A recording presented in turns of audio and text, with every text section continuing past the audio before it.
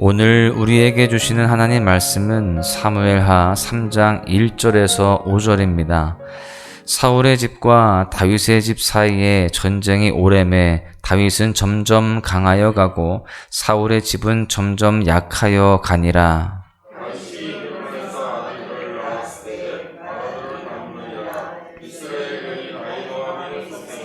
둘째 길르압이라 갈멜 사람 나발의 아내였던 아비가일의 소생이요, 셋째는 압살롬이라 그술왕 달메의 딸 마아가의 아들이요,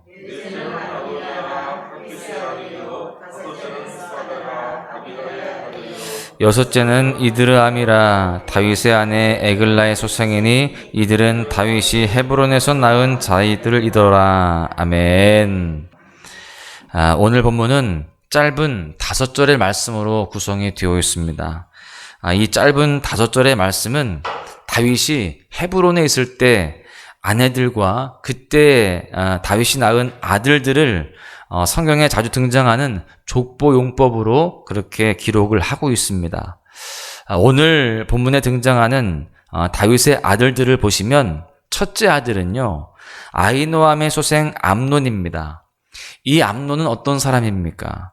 나중에 압살롬의 동생 다말을 범했다가 압살롬에 의해서 죽임을 당하는 인물입니다. 끝이 좋지 않았죠. 이어서 등장하는 다윗의 둘째는 나발의 아내였던 아비가일의 소생 길르압입니다. 역대상 3장 1절에 보시면 길르압이 다니엘이라고도 불렸습니다. 3장 1절에 보시면 다윗이 헤브론에서 낳은 아들들은 이러하니 맏아들은 암논이라 이스라엘 여인 아히노암의 소생이요, 둘째는 다니엘이라 갈멜 여인 아비가일의 소생이요. 이렇게 다니엘이라고도 불렸던 이 길르압은 서열로 따지면 그 누구보다 앞선 인물이었습니다. 그런데 나중에 다윗이 왕위를 계승할 때 이 이름이 전혀 언급이 되지 않습니다. 아무리 부족하더라도 서열상 논란이 될 수 있는 그런 아들인데 전혀 등장하지 않아요. 그것으로 짐작건대 이 아비가일의 소생 길르압은 일찍 죽은 것으로 성경학자들은 그렇게 보고 있습니다. 마찬가지로 인간적으로 볼 때 안타까운 마음이 드는 그런 자식이죠. 계속해서 살펴보면 다윗의 셋째 아들은 그술왕 달메의 딸 마아가의 아들 압살롬입니다. 이 그술 땅은 요단 동편 지역에 있는 그런 땅인데 사울의 세력권 내에 있는 지역이었습니다. 그러니까 다윗보다는 사울과 더 가까운 그런 지역이었고 그런 왕이었다는 거예요. 그런데 그술왕 달메는 자신의 딸을 더 가까운 사울에게 혼인시킨 것이 아니라 다윗에게 혼인을 시켰다라는 것입니다. 그로 얻은 셋째 아들이 바로 압살롬인 것이죠. 이 압살롬은 나중에 다윗의 첫째 아들 암논을 죽이고 또 아버지를 반역하다가 그가 자랑하는 머리로 인하여서 나무에 걸려 죽고 마는 비참한 인물이 되게 됩니다. 그리고 넷째 아들은 핫깃의 아들 아도니아입니다. 이 아도니아는 나중에 다윗이 늙어서 왕위를 계승할 때 탐욕과 교만으로 행동하다가 결국 죽고 맙니다. 그 밖에 다섯째 아들 아비달의 아들 스바랴와 여섯째 아들 에글라의 소생 이드르암까지 헤브론에서 총 6명의 아내와 6명의 아들을 그렇게 지금 오늘 본문에서 소개하고 있습니다. 오늘 이 짧은 본문, 다윗이 헤브론에서 결혼하고 자식을 낳고 또 결혼하고 자식을 낳은 것을 기록한 오늘 이 본문을 우리는 어떻게 바라보고 해석해서 어떠한 메시지를 찾을 수가 있을까요?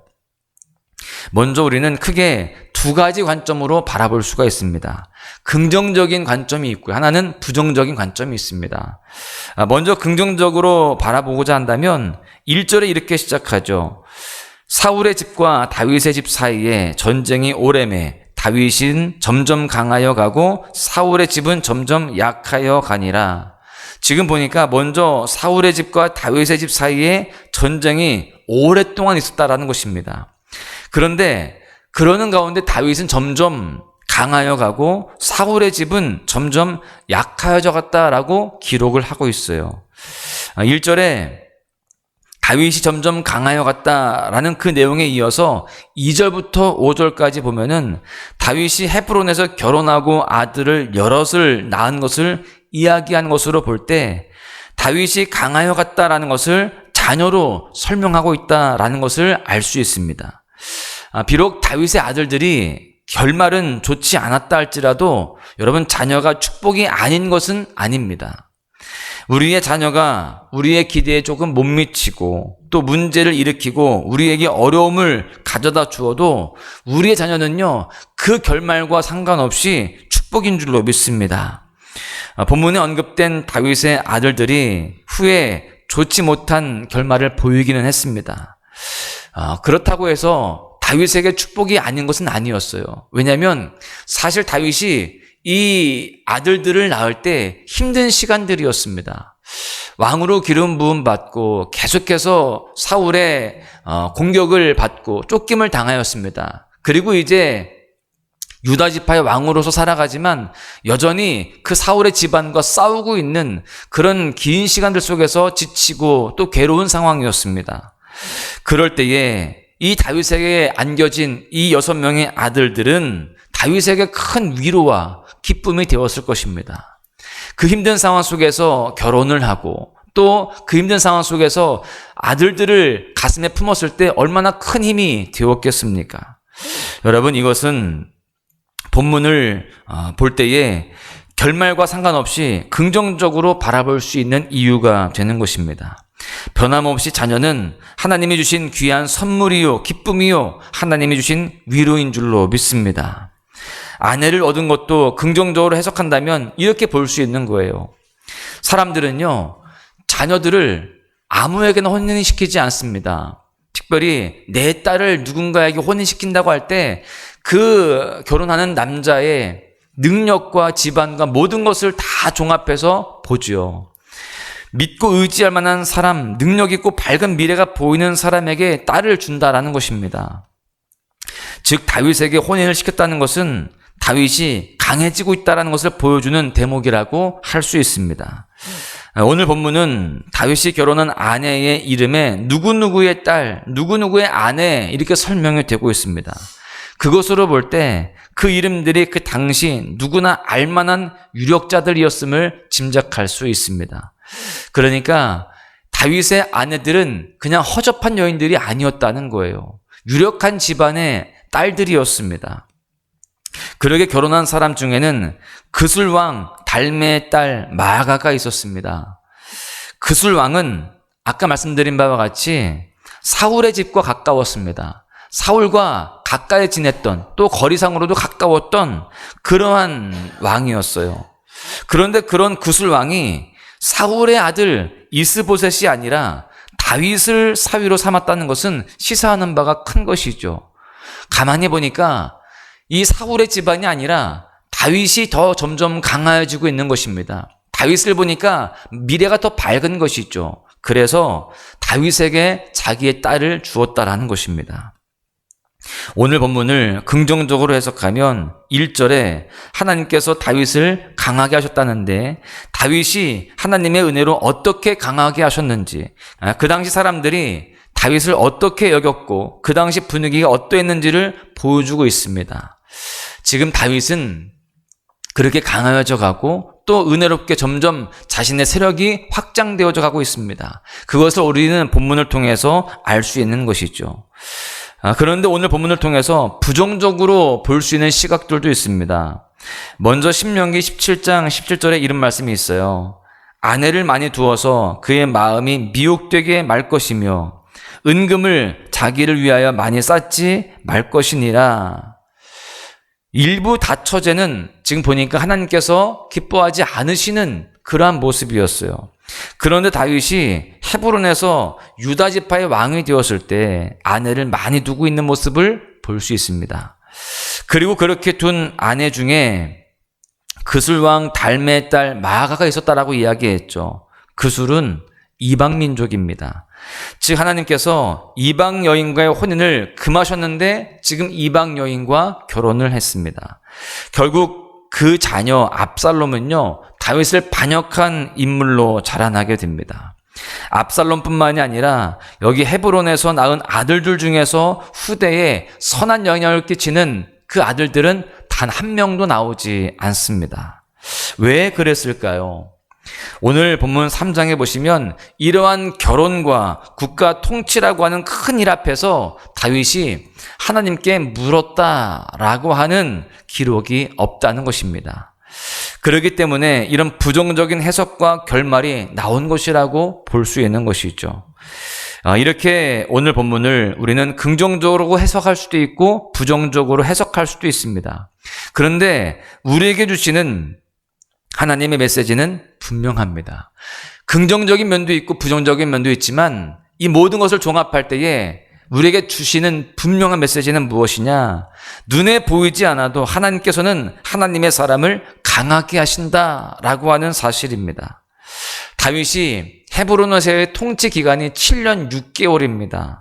결코 짧지 않은 시간이죠. 그동안 다윗이 어떻게 생각했겠습니까? 1절에 이렇게 시작합니다. 전쟁이 오래매 하나님께서 약속의 말씀을 주셨는데 7년 6개월 동안 상황은 변하지 않는 것입니다. 유다의 왕으로 되었는데 그 세력이 확장은 되어가고 있지만 여전히 전쟁은 끝나지 않고 있습니다.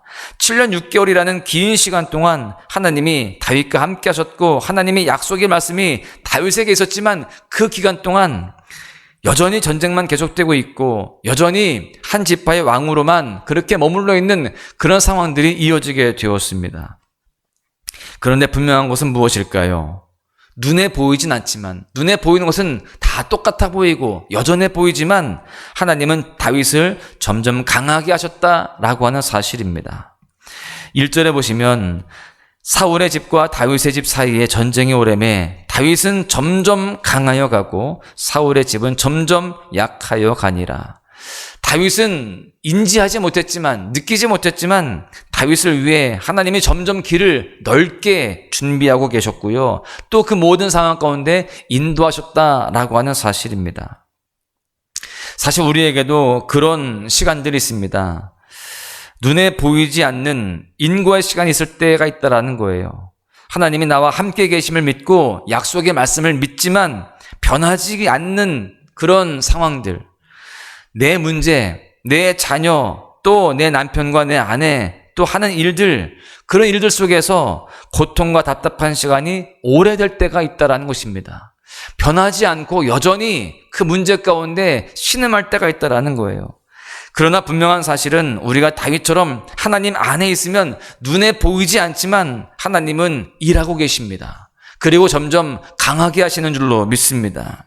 우리는 그것을 믿어야 되는 거예요. 신실하신 하나님께서 우리의 삶 가운데에 개입하고 계시고 우리를 가장 좋은 길로 인도하신다라는 사실을 잊으면 안 된다라는 것이죠. 우리는 그래서 오늘 말씀을 통해서 하나님이 지금도 내 삶 가운데 여전히 일하고 계시는 분 있구나. 여전히 내 삶을 강하게 하고 계시구나 라는 것을 신뢰하며 나아갈 수 있는 그런 교훈으로 삼아가야 할 줄로 믿습니다. 결론의 말씀을 드립니다.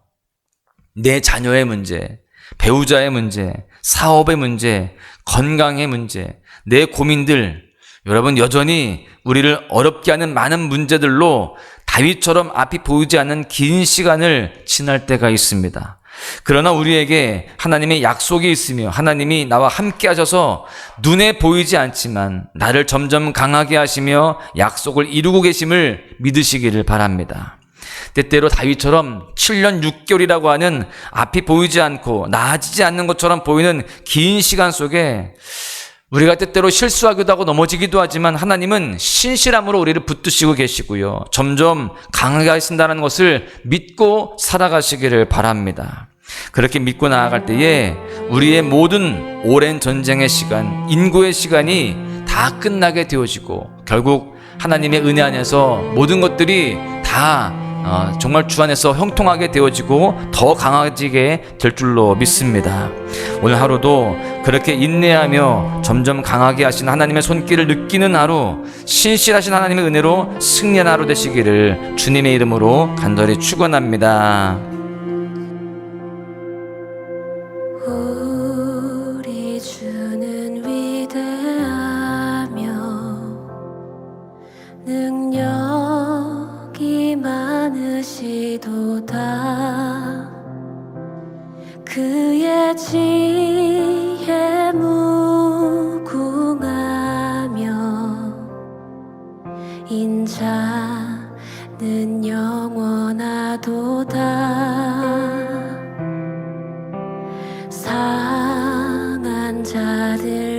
고치시며 상처를 싸매시도다.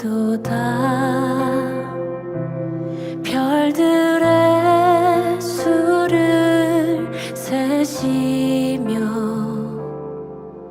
이름을 붙이셨도다. 그가 구름으로 하늘에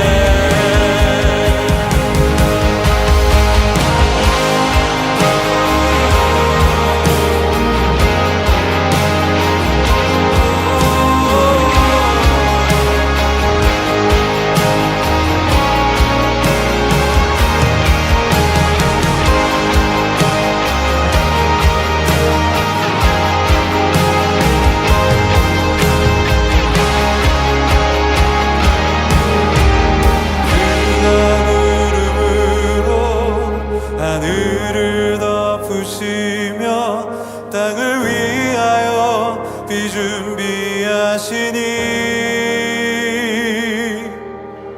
그가 부름으로 하늘을 덮으시며 땅을 위하여 비 준비하시니 함께 예루살렘아